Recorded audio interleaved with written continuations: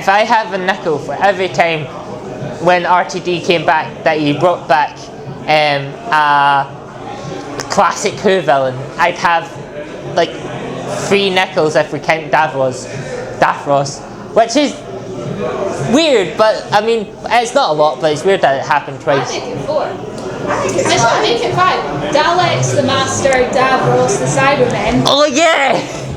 He done it 5 times! More actually. Is that the Beast Cub? Because that's from Classic Comics. Yeah, the Beast, Star Beast, the Toy. He's just constant. The meat. He'd have at least 10 nickels. Yeah, the meat. I'd be rich actually. You know what? RTD, can you make me rich, please, because of that?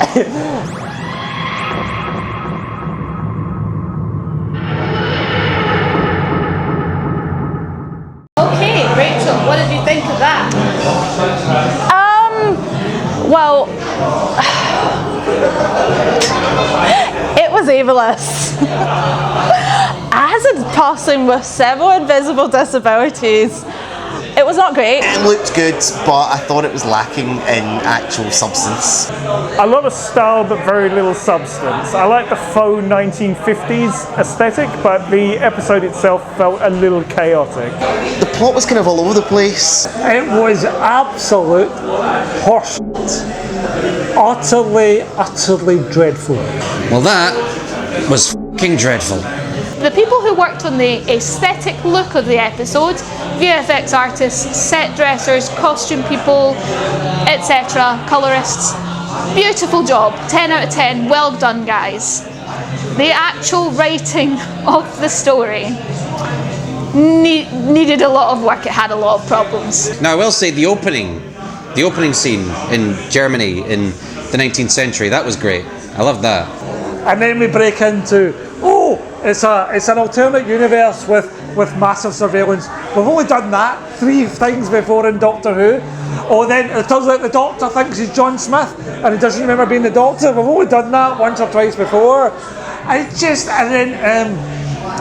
felt like everything he'd done everything in the story had been done before, done better, and you don't even have the excuse of you're doing it for the first time. I thought the aesthetic was amazing. That really softened the blow for me.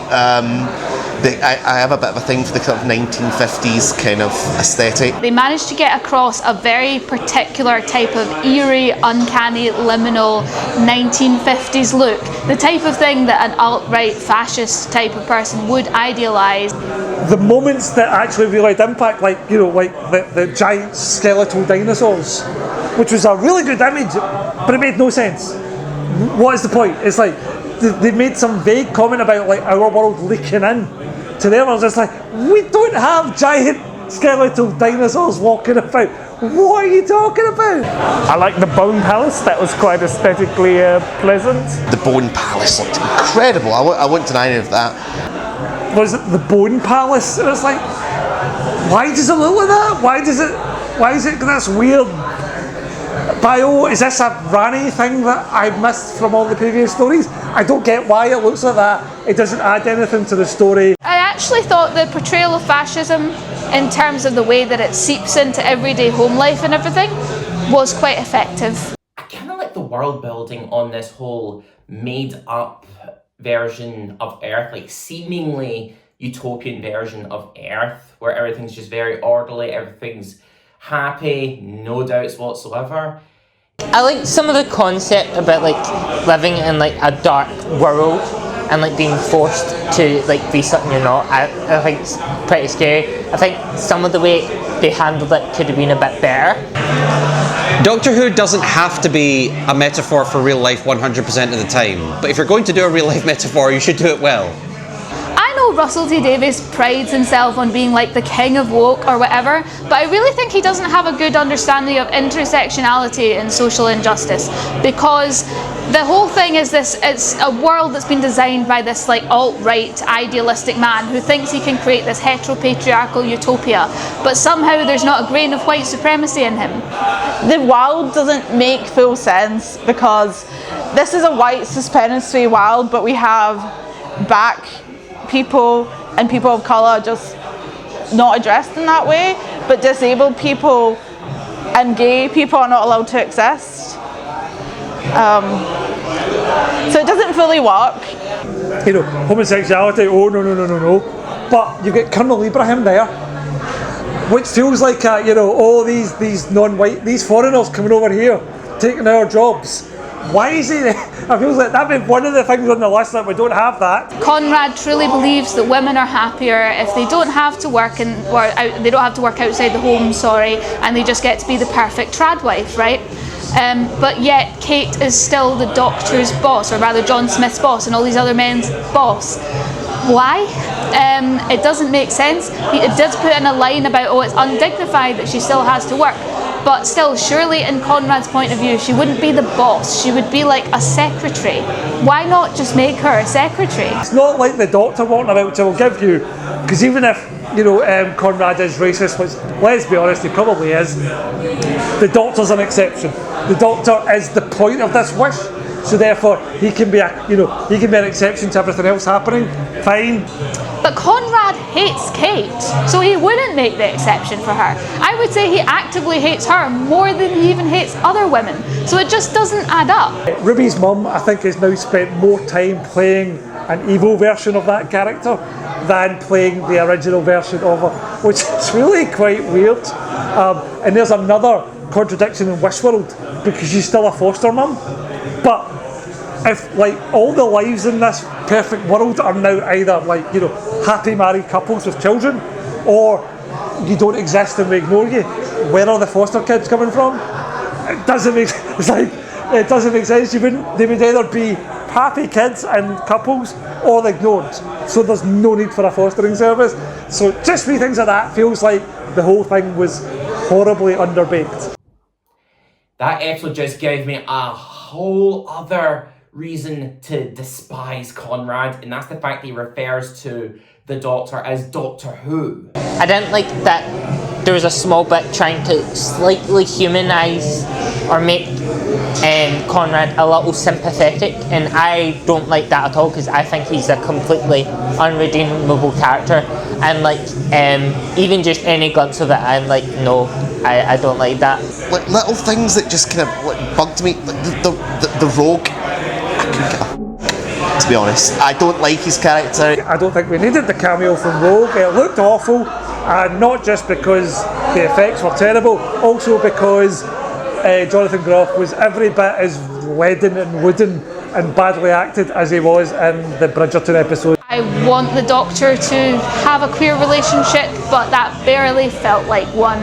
The Doctor's met him for 5 minutes, and I'm in love with this man. Piss off. And again, him just being crowbarred in there. For what reason? I would rather it have been the Doctor and Belinda working these things out for themselves. When Ruby sees Shirley, and then eventually says, "Excuse me, is your name Shirley?" I think I and most of the audience went, "I don't know. I genuinely don't know. Is that her name? It might be. I don't remember her name." One of the big problems with Sheila, I think's her name. Shirley. See, she doesn't feel like a real character, and I feel every time she's on screen, something weird or like bad is said about disability. So she's not allowed to just be a person. She's like a disabled person every single time. I think it's very weird that every time Shirley's there, someone mentions her disability, and I can't think of any other characteristic that she has. I know there's going to be a spin-off, but in my view, it's just, at this point, she's been there for almost over 2 seasons. And representation is really important, and I'm glad that it starts being taken to represent disabled people, but this is like it's kind of the opposite, because it actually makes Doctor Who really tiring to watch, and like I just like, oh, please don't be insulting, and then something weird happens. And I know Russell T Davies has had conversations with disabled people, but he needs more if he's going to do this. The 10 disabled people in London who sit around in a circle having circle time and sharing the wisdom of the dispossessed. What the f*** was that? I watched that and I was like, why has Russell been allowed to do this? Why hasn't somebody stopped him? And then I was like, why has Russell put himself in a position where he's not been stopped? I think the reason why it doesn't work is that disabled people already have community in the real world, so like we know what disabled community looks like, and that didn't feel like a disability community. Like it doesn't feel like how we actually interact with each other. I think Russell T Davies thinks he's invented this as part of his sci-fi world. But community is such an important part of being disabled, especially with like disabled rights and how fight for human rights in general has been achieved. This is a real thing. You didn't invent this, Russell. You have to actually reflect the reality of the lived experiences you're trying to tell. None of the characters, disabled characters, feel like real characters. And then RTD, while trying to be right on, actually says something really quite ableist while critiquing other people who are ableist. He said that the line is to Ruby. It's like, well, I haven't frisked you or anything, but you don't seem to be disabled. And Ruby says, but I sometimes wish I was taller. And I was like, you do not need a PhD in disability studies. This is mainstream. It says on toilet doors, not every disability is visible. This is so basic. This is really 101 type stuff. Russell, mate, how did this get past so many people? It's like, because all disabilities, are external. There are no invisible illnesses, there are no internal disabilities, Russell. Jesus Christ, man. It's getting harder and harder to say that you're coming from that good place when you come out with clunkers like that over and over again. It's like, well, maybe you are, but frankly, you seem to be so distant from all this as an old white rich man. It feels like you are so far away from the lived experience of people with disabilities that you can come out with things like that. I genuinely thought that one was like, fucking hell, man, Jesus, no, and no one else allowed near these scripts to go, don't say it like that. That's not right. That's really quite appalling. Shirley says to Ruby, you don't look disabled. That's the kind of thing Conrad would say. Which, it would make a certain amount of sense if you were then like, oh, she has internalised Conrad's worldview. But she hasn't. She never gets called out for that. She never deconstructs that. It's never like, oh, that's Conrad's worldview seeping through. That's just her opinion. Is it like you can go around telling who's disabled or not by looking at them? That's ableist propaganda.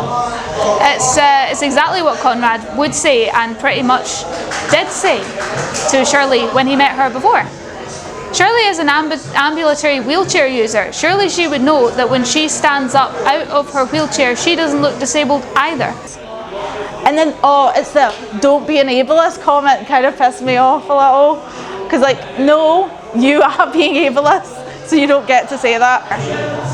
And I just think it could have been done so much better because Conrad's view of disabled people is actually quite specific. It's a specific form of ableism. Because in the episode he was in previously, he looked at Shirley and he said, oh, this one's claiming benefits. So the assumption is these people aren't really disabled, they're faking it, they're on the take, they're just trying to get stuff, they're just trying to get benefits, blah, blah, blah. If the whole world internalised Conrad's worldview, then maybe Shirley, as an ambulatory wheelchair user, would take that on and be like, oh, I am faking my disability. I could be doing more. I am going to stand up and walk around a lot more and just go about my life as if I was an able-bodied person. And maybe in doing that, obviously I don't know what her health issue is, I don't know much about it, but let's say in doing that, she began to damage her spine and her legs and her energy levels a lot more to the point that she became much more impaired, to the point she could no longer ignore it. And that is what helped her deconstruct that she could no longer ignore how unfair this world is. That would have been an interesting story, and that would have related to how ableism actually functions. Instead, absolutely none of that felt real. And to be clear, if they'd gone with that storyline, people with invisible disabilities would have been hugely represented in that circle of people, and you would never have anybody saying you don't look disabled. I think it's the fact that disabled characters didn't feel like they had a point. They kind of like, we're going to go and attach this tablet and we're just going to stand here and say, ooh, this is happening, maybe. Although the disabled people in this circle do see things that other people don't see, they don't actually get to do anything about it. They basically just observe. Also, I would just like to point out The camaraderie with disabled people, which kind of felt insulting, kind of feels like Russell's forgotten the fact that he literally redesigned Davros because it felt like he was an insult to disabled people. He said there's a long history of disabled people being used in the trope of villains, so we need to move on from that. And then he puts a bunch of blind people, deaf people, and people in wheelchairs in a circle in what looks like a modern day equivalent of Hoovertown from Daleks in Manhattan. Make up your mind, Russell. You can't write disabled people. It could have been such a cool scene to have all these disabled people in the same scene with each other, and then it's just terrible. Like, actively taken away from the community as well. Being an ally whose allyship ends up feeling like an enemy is worse than an enemy who openly hates you. I feel like the Rani's been really wasted as a villain because we've just got she's just exposition. She's just there to explain what's going on. I think with them having led up so much to the Mrs. Ford's being the Rani, like, it should have been like more of a thing, but I just feel underwhelmed. In the previous episode, they made a point of saying that the new Rani was the Rani and Mrs. Flood was a Rani. And then in this episode, she says, I'm the Rani and I'm the Rani as well, or whatever.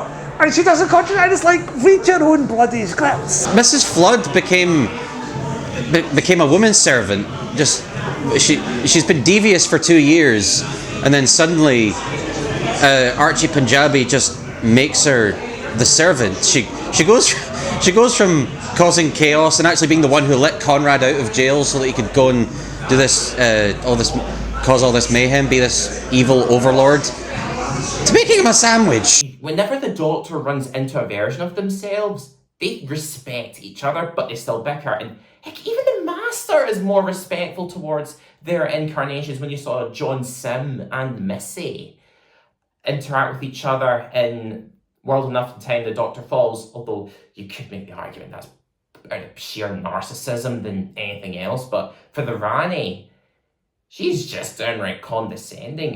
Yeah, Mrs. Flood, what the hell happened? I hope you take your revenge by singing in the next episode, You Can't Shove the Rani Off a Bus, and then actually do it. Like, that would sort of atone for what we had here, but The bloody glitter ball thing coming down and the Rani becoming, I feel like the Rani's moving towards a kind of almost like a Missy point too, which kind of defeats the purpose of the Rani, to be honest. What is it with villains in Doctor Who dancing to their victory? I mean, you saw the Master do that twice in Last of the Time Lords and Power of the Doctor, and you saw the Toymaker do that to Spice Girls from The Giggle. It's not even the first time the Doctor's had a confrontation with an evil Time Lord in a structure way up in the sky, which weirdly involved music and dancing for no real reason. That happened in the Last of the Time Lords. Come on, that's such a specific thing, and you've done it before. What's going on? But I will say, I really liked Archie as the Rani. I thought she was amazing. She gave it her all. I thought she was really good. Like, you just tell that she's just very slimy, very cunning, and she really sells this downright condescending nature to everyone, and I do mean everyone, which includes her previous incarnation. And then it turns out, of course, at the end, it's like, it's not even about the Ranis, it's about Omega, a character that 90-something% of the people watching this episode have no idea who that is, don't care, and I'm not even sure he is actually the first of the Time Lords anymore. Is it not now the Doctor or Tectuan given all that stuff? I don't know. There just seems to be a lot going on with this. We've got the Ranis. Is it Ranis? I'm not sure. Ranis got her back, and now we've got the Omega aspect chucked in, and there just seems to be this big pot of plot where we're getting more and more stuff chucked in, and it doesn't seem to be making much sense. Omega is coming back. I guess you could say, oh my God, he is coming back. Omega, a little bit obscure for your average viewer. If you just stumbled into Doctor Who for the first time, you would probably be quite lost. The Rani explicitly said out loud, the first Time Lord. I think that's enough for new fans to go off of. I suppose from like a storytelling point, I don't know what the Omega is because I haven't got through Classic Who fully yet. I just feels like, oh cool, another reference. And then that's another thing that, as well as like the Rani being back, I need to watch Marker the Rani. I now need to watch like the 3 Doctors just to get a glimpse of what Omega is. And as cool as it is to reference stuff from Classic Who, and I do enjoy certain aspects of that, I just wish it was like Classic Who, where we just straight up go to a random planet and fight fascism. And I just like, to be honest, I don't like the God storyline, so I'm really hoping this is like gonna somehow make it all been worth it, but I don't know if it is. Don't mess this up, Russell. Do not mess it up, Russell. Don't embarrass Omega the same way you did with Sutek. Just do not do that, Russell. I'm not getting my hopes up about next week. I'm sorry, I'm hoping this is the inverse of last year. I really liked The Legend of Ruby Sunday and I hated Empire of Death. And so I'm hoping this time around I hate the first part of the 2-parter, Wish World, and then this finale makes up for it. God, just we'll see next week because I have no hope. It's going to turn out that Poppy is Susan's mum, isn't it? Because hell. If it turns out that the Rani is Susan's mother, I'll be very disappointed. I'm not sure what they're going to do, what they're doing with the whole Poppy scenario. Like, is Poppy the Doctor's daughter, which I don't know about? Is the Poppy someone else? I don't know, but I'm cautiously curious about next week. I hope the landing sticks. Like, maybe it will lead to something and we'll come back here next week and be like, wow, that was brilliant, and that's the best disabled representation we've ever seen.